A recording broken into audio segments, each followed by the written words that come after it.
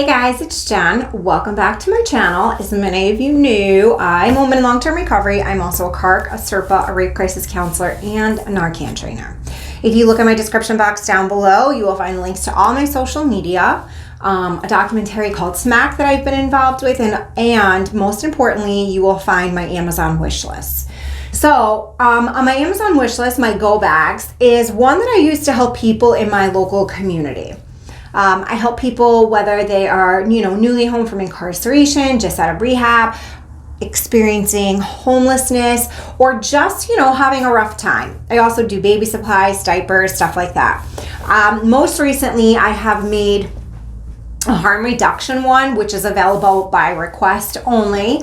And I also have my Mother's Day wish list, getting 15 baskets, 10 for the local ladies that I work with on a daily basis or weekly basis, and 5 of them will be going to the local county shelter for the moms who are in the shelter during Mother's Day and who are very, very often forgotten, but have the hardest job in the world, overworked, underpaid. That's it to a T.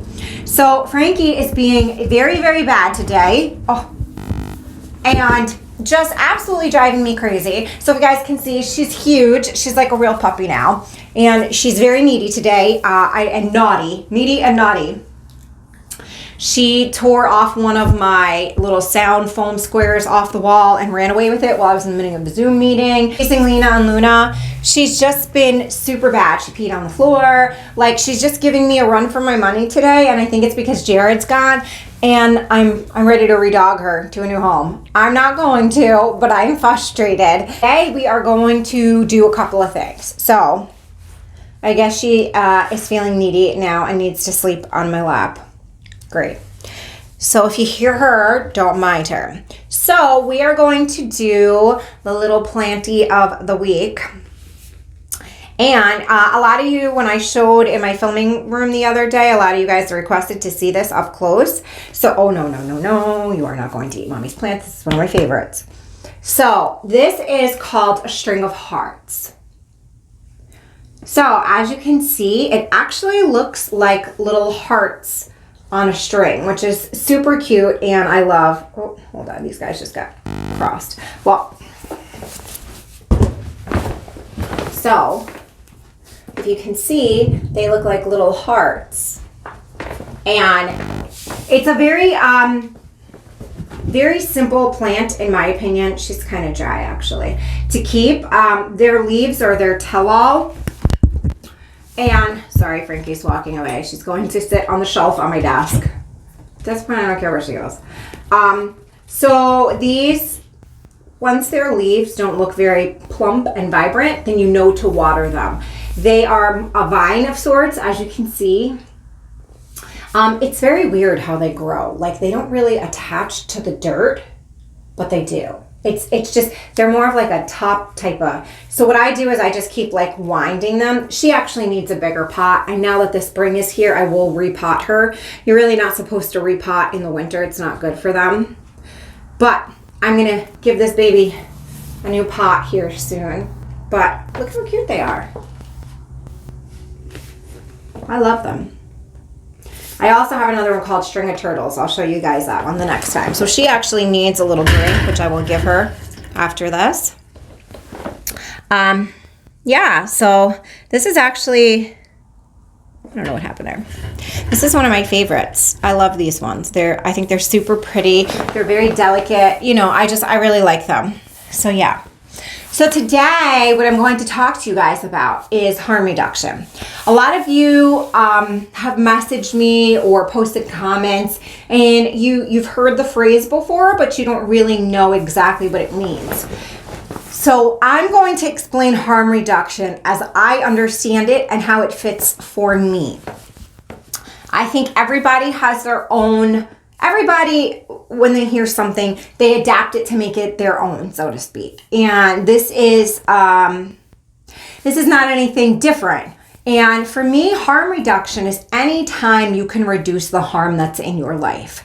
So for me, a shower, eating properly, being mindful of my mental health, not eating things that I know I shouldn't even though I want to. That's all a form of harm reduction.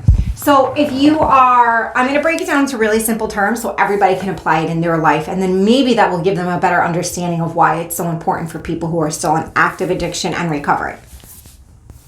So if you are overweight and you say to yourself, I am going to eat one salad every Wednesday as part of, reducing the harm in my life because my cholesterol is high, and you stick to it, that's harm reduction. You even having a conversation of saying, well, my cholesterol is high, I'm a little overweight, I need to stay away from the bad fats, and instead of putting cream cheese on my toast, I'm gonna put avocado because it's still creamy, but it's good fat. That's a form of harm reduction. Wearing a hat when you go outside because you're prone to ear infections and you're trying to be proactive, that's harm reduction.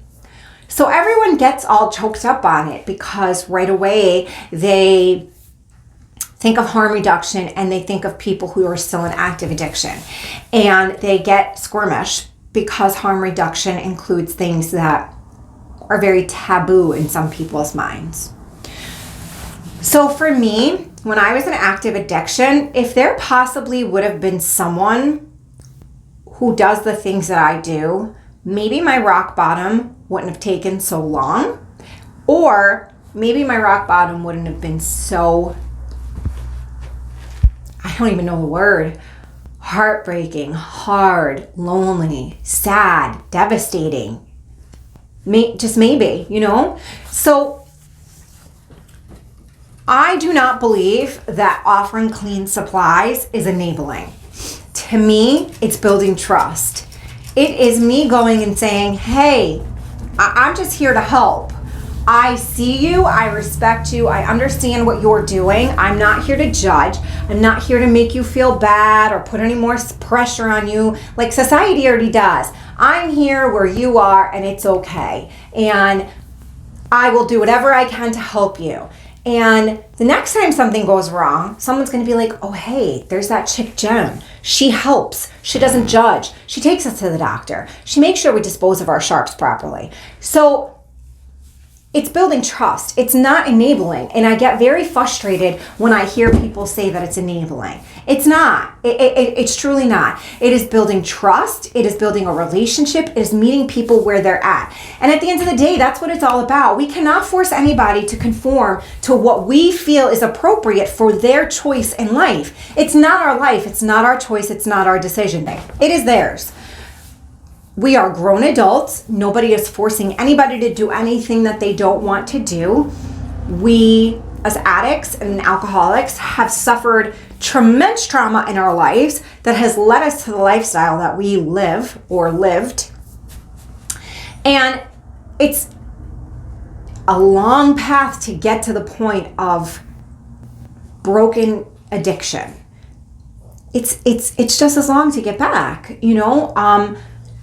We didn't become addicted overnight. We're not going to be recovered overnight either. You have to be very mindful of people in recovery and people in active addiction. They're people too. Their choices are still their choices. Just because we don't agree with their choices or maybe think that they're doing the right thing for themselves, that might be very well. But it's not our choice to make. It's not our decision to make. We are not the controllers of their lives. The same way when we were in active addiction, we didn't want anyone controlling our life. So who are we to tell somebody the choices you are making for yourself are improper? That's not how it goes, baby. That's not it. And the simple fact that I call people up and I'm like, hey, what's up? I got some new snacks in, that builds a bridge. Once we lay down those foundational planks, so to speak, then we build the railings and the walkway, and then there's a light at the end of the tunnel. And then when people say, hey, I'm ready, that bridge is already in place. They're able to cross and know either there's someone to hold their hand as they walk over it, or there's someone waiting to meet them on the other side. And that person is me. And there's nothing I wouldn't do for my people, sincerely.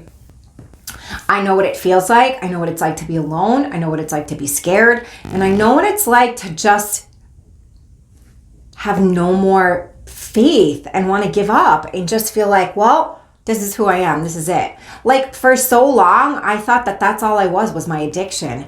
Boy, was I wrong. But because people like Pastor Derek or other people that have come into my life, they helped lay the foundational work for that bridge. When I was ready to cross over it, I had an entire cheerleading squad waiting for me over there. And now I go back and do the same that was done for me. That, my friends, is truly what harm reduction is.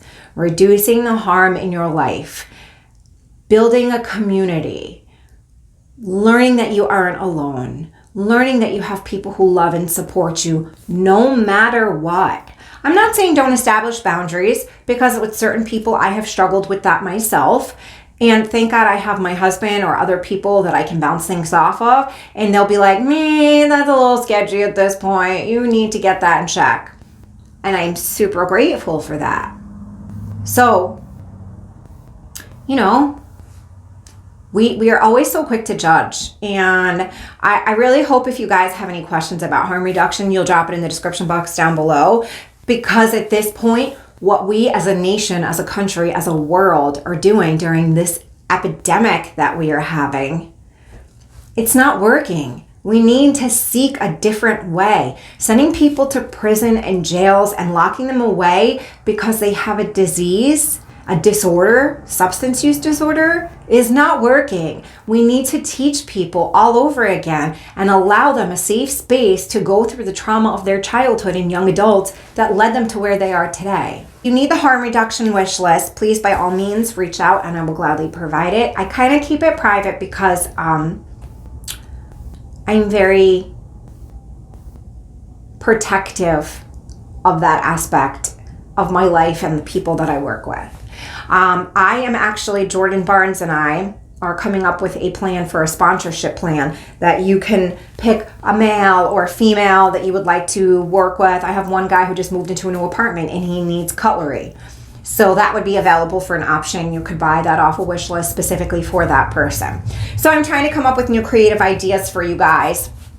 So I will get that to you as soon as it's ready. It's a little bit of a process because I want to make sure I protect their anonymity, but also give you guys more details so you feel more connected to the person you're working with. So I hope you guys enjoyed today's video. And remember, we recover loudly, so those behind us do not suffer in silence. See you in a few days, guys. Bye.